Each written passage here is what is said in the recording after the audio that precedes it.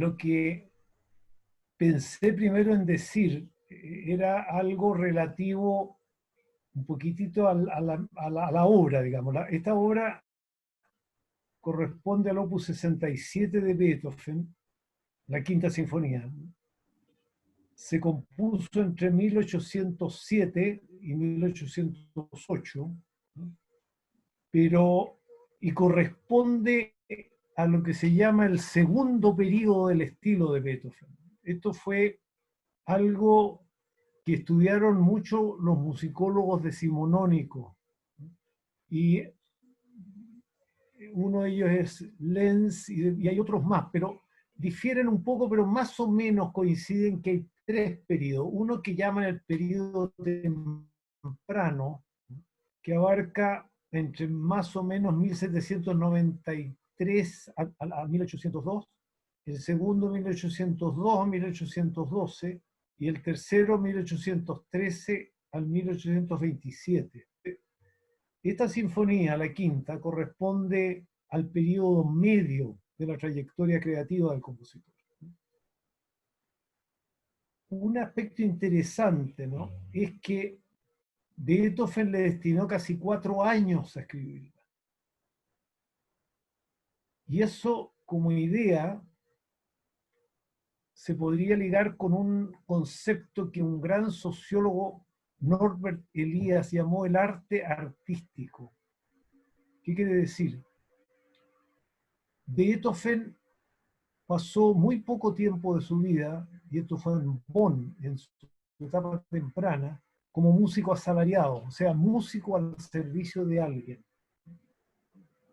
Él, cuando de Bonn se traslada a Viena, él justamente se dedicó a ser artista, arte artístico, ¿no? Para ello, y muy inteligentemente, supo granjearse el apoyo de un grupo de nobles, grandes amantes de la música de Viena, que le permitieron vivir y producir por un tiempo bastante considerable de su vida, y además incluso dar a conocer su música. Entonces, de ahí el hecho que Beethoven le destinó tanto tiempo. Y esto porque el trabajo creativo de Beethoven, ¿no?, era un trabajo muy profundo, muy detenido, muy gradual, y eso se advierte en los cuadernos de apuntes que estudió uno de los musicólogos que lo estudió fue Nottebohm, en que uno puede ver cómo Beethoven, según él mismo decía, trabajaba los temas hasta que estaba cierto de que quería lo que tenía.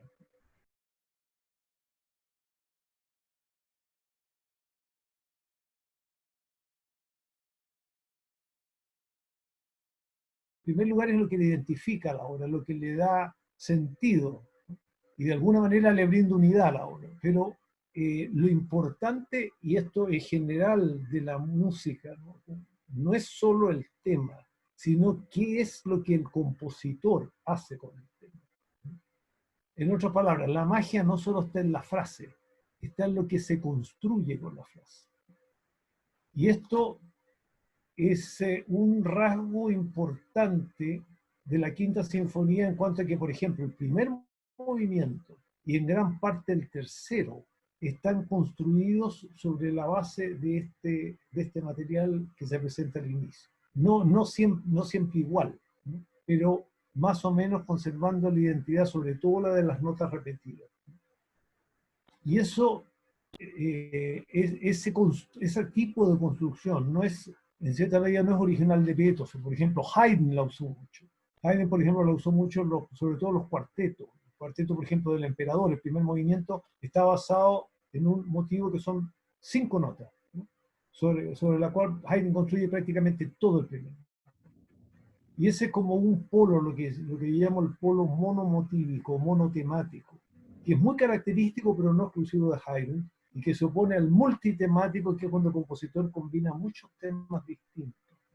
Pero, en otras palabras, aquí Beethoven también estaba haciendo parte con este motivo, que en realidad el motivo en sí mismo es muy original, ¿no?, porque esto de una nota repetida con una tercera prácticamente no se le había, digámoslo, ocurrido a nadie, como se le ocurre a Beethoven. Y con eso, este tema juega un tema, como decía, te decía, muy importante en el primer movimiento y en el tercero. Y ahí entonces Beethoven se aproxima a un diseño sinfónico que se va a desarrollar mucho en el romanticismo, con figuras como Mendelssohn en Alemania o Berlioz en Francia, que es lo que se llama la sinfonía cíclica. ¿Qué quiere decir cíclico? Es que se usa un tema que no solamente es de un movimiento, sino que se puede usar en dos, tres o más, digamos, si tiene más, como el caso de la Sinfonía Fantástica de Berlioz, se puede usar más. Entonces se le da un diseño unitario, no solo al movimiento, sino que a toda la sinfonía. Y eso, bueno, esta concepción más amplia se ve también en el hecho de que los dos últimos movimientos, el tercero y el cuarto, están vinculados, o sea, no hay un corte entre uno y otro, sino que del tercero Beethoven pasa directamente al cuarto, estableciendo también así otro eslabón en ese manejo continuo de la sinfonía, otro anticipo, digamos así, del, de la sinfonía cíclica. Y dando un sentido como que el tercer movimiento conduce al cuarto. Y todo esto unificado en toda nuestra figura. O sea, ahora yo sé que puede ser un poco técnico esto, pero el auditor que escucha la Quinta Sinfonía le es muy fácil seguir el tema tanto en el primer momento como en el otro porque están las notas repetidas.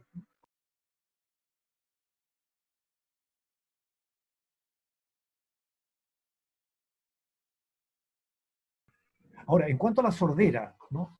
La sordera, eh, los primeros síntomas de la sordera se dieron a conocer en el ciclo de Beethoven muy temprano en el siglo XIX, entre más o menos 1801 y 1802. Pero los síntomas primeros probablemente se reporten a 1796.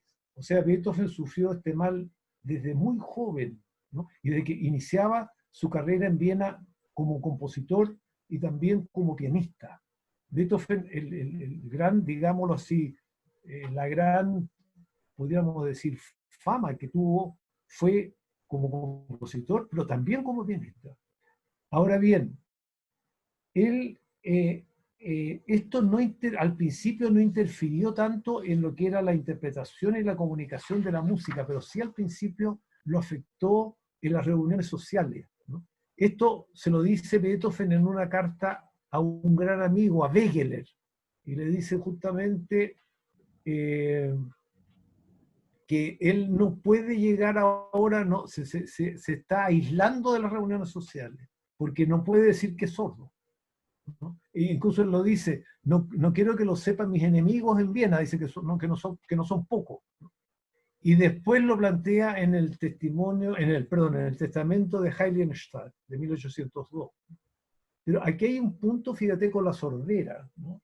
Que se advierte la desesperación de Beethoven, ¿no? Más todavía siendo el oído un elemento esencial en la música de él, en la música, en su quehacer como músico. Pero una de las cosas que él dice y que se hace el propósito y que se ve en el testamento de Heiligenstadt es el trabajar duro como compositor. O sea que si yo te pudiera trazar una cosa con la sordera, ¿no? Y ligar al hecho de todos los años que Beethoven le dedicó a esta quinta sinfonía, ¿no? Puede ser un ejemplo del trabajo duro que él como compositor quería hacer, ¿no? Para darle la forma que él necesitaba que poéticamente, poésicamente tuviera esta obra.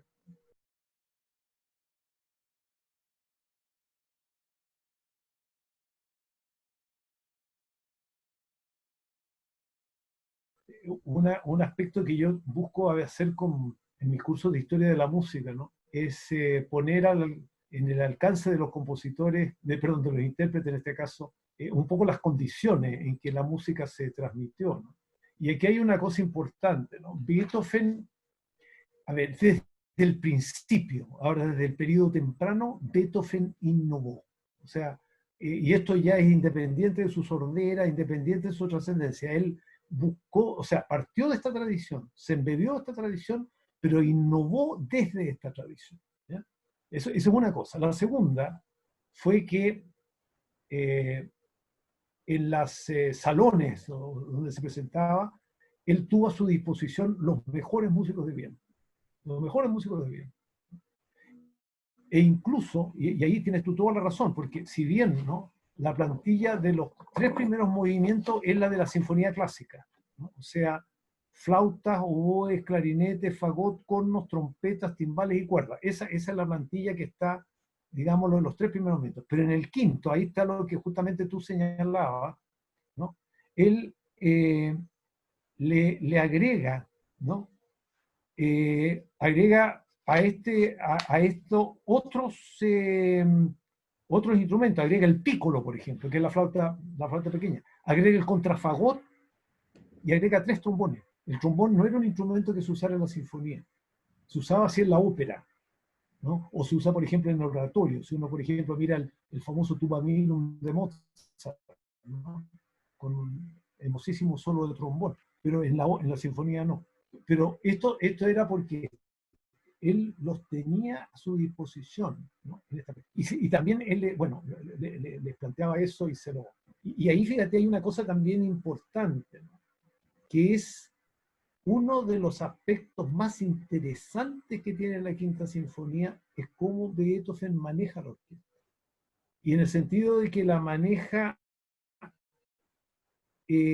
prácticamente en alguna parte le da un rol protagónico a todos los instrumentos, no solo a los que los tenían así diríamos, por antonomasia, por tradición, sino que, por ejemplo, mira, a modo de ejemplo, el tercer movimiento, el tercer movimiento parten los violonchelos y contrabajo, ¿no?, que son normalmente en la orquesta clásica, Mozart y Haydn, instrumentos de apoyo. Aquí no, aquí se transforman en protagonistas, ¿no? Y en el trío del Scherzo, él coloca parte también con los contrabajos y violonchelo, con una exigencia que para la época era desmedida, e incluso para hoy también le plantea desafíos a los músicos. Imagínate tú los músicos de la época. Porque los músicos de la época, por mucho que admiraran a Beethoven, no podían dejar de reconocerle todo lo que les exigía de nuevo, ¿no? Y ahí te menciono esos 2 ejemplos. Por ejemplo, ¿no?, a modo de ejemplo, en el tercer movimiento, ¿no?, uno de los instrumentos solísticos para presentar el ya-ta-ta-tam, ya-ta-ta-tam, ya-ra-ta-tam, ya-pa-pa-pam, son los cornos, que nuevamente son instrumentos que no tienen este rol tan protagónico en la orquesta, en la orquesta, digamos, sobre todo de Haydn y Mozart. Si bien lo hay, pero nunca al nivel que los plantea Beethoven.